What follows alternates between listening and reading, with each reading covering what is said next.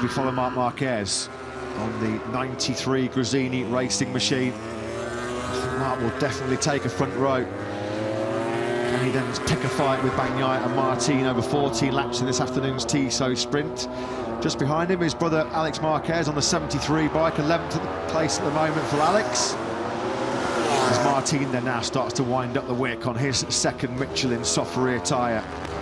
He got it stopped. Good exit, didn't touch the green, and now can he do it the next dozen or so times on this lap? Yeah, Jorge yesterday felt like he was missing rear stability, punching out of the chicane up the hill towards turn 3, and then punching out of turn 3 as well. Just maybe a little bit too much wheel spin. Of course, they'll try and dial that out with a bit of electronics. And I'm sure the team have said just to Jorge maybe just wind it in with his right hand. Oh, a little bit as Frankie Morbidelli. There's only one way he's going, and that's off circuit here. Real big snap as he grabbed the brakes down the hill into turn 4. Martin, though, looking good. Bagnaia's 128.142 is coming under threat here. Is coming under threat big time for Martin, who could be delivering our first ever 127 lap of the Red Bull Ring. Mesmerising laps coming here from both Martin and Bagnaia, the top 2 riders in the World Championship. They've been the cream of the crop, haven't they, over the last 18 months or so. We've got yellow flags out in sectors 1 and 2. This will not be impacting Martin's current lap. Bagnaia just starting his run through the 3rd sector, and look at Pol Espargaro. We said don't discount him for the front row. He's fired himself up into P5. Oh, it's Pol that's gone down. It's Pol Espargaro at turn 3 then, but has crashed out. But what about Martin? Is this history here in Spielberg? You bet it is. What a showstopper that was here in Spielberg from Jorge Martin. A 127.748. We thought we might creep into the 27s. Yeah. He's absolutely blasted into the 27s. That's nearly moved the goalposts, tenths clear of Bagnaia. Bagnaia himself finds a 127. He's going to run in hot now in the first corner. A 127.889 is still only a tenth and a half behind Martin. How on earth does he do it? The explosive burst of pace that Martin can find on a Michelin soft rear tyre is a sight to behold. And he's been doing it since Moto3 days. He really has. We said that he's going to have to fight hard to get that 18th MotoGP pole position. Well, he has gritted his teeth, and he has found an incredible lap. A 127.748. There's Pol Espargaro. You can see the scuff marks on the right shoulder. This is up the hill into the first gear, turn 3. Oh, he's pushing. What a shame. Do you know what? He's so disappointed, yeah. Sorry, that was a potential front row lap, wasn't it? Yeah, and he knows it. That's why he's so angry. At the moment, he's at the back of the 2nd row in 6th place. What a lap that was. What a pair of laps by Martin and Bagnaia. Take nothing away from the world champion on the factory Ducati. Just look at the chasm, the huge gap between Martin, Bagnaia and the chasing pack. Marc Marquez is 3rd on the front row, but he's 0.03 of a second away from being half a second away from Bagnaia. Although he's trying to correct that situation. Write him off at your peril, because this is an excellent lap coming in from Marc Marquez. Huge credit as well to Alex Espargaro, who looked just completely down and out, didn't he, at the end of FP1 yesterday morning. 2 crashes, dead last in 25th spot. Marc Marquez looking to lap the Red Bull Ring faster than he's ever done previously in his Grand Prix career, but he won't be good enough for pole position.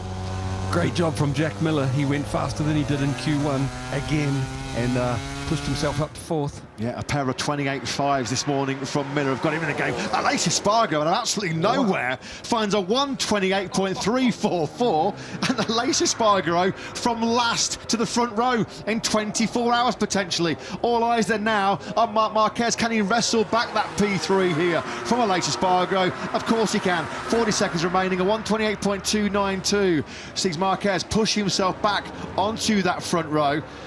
Jorge Martin doesn't think a 127.748 is fast enough. No, he's rolled out of it. I think he just ran wide. He was a little bit wide going through turn 7.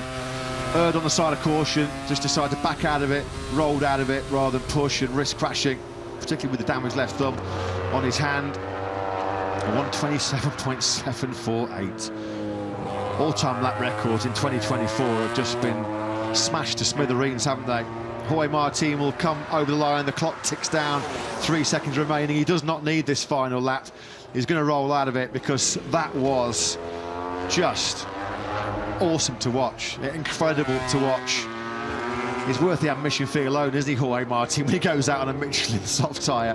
Maverick Vinales, as Pecco Bagnaia looks like he's run out of juice on the factory Ducati. Of course, they will run the lightest fuel load possible for the time attacks at the end of these sessions.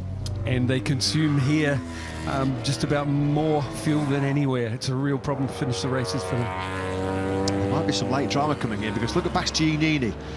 He could be pinching the front row here late on. 7th at the moment. Yeah, he'll be looking to get himself minimum on those first 2 rows. The British Grand Prix winner. Good late charge coming here from Maverick Vinales as well. Can he put 2 factory Aprilias on the second row? I don't think he can. I think he was wide there. Looked like his rear tyre was just on the wrong side of the curb. Yeah, on Bastianini has also had his lap cancelled. So Vinales 6th place as Bagnaia works his way back to pit lane. 2nd place, a 1:27.889, the best work from Bagnaia in that session. But it's Jorge Martin who will, for the 5th time in 2024, start from pole position.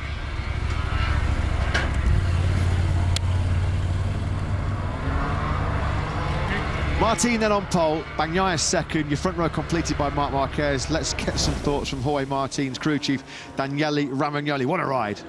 Yeah, an incredible lap, a 1:27.7, Daniele, and with the cut and everything that he's had to go through overnight. Did you expect that? Honestly, not, because also for the injury on the finger. The finger was confident in the beginning of the session. We did a little modification on the setup. It was confident for that. But then in the first flying lap, it was missing something in T4. Therefore, okay, I told him, hey, do something in T4 because you can do, and he did. Good man, well done. Thank you. Look at the massive jump in performance. Thanks very much, Jack. Thanks, Daniele Romagnoli. Jorge Martin has gone over 3/4 of a second faster than what we thought was an impressive all-time lap record from Bagnaia yesterday.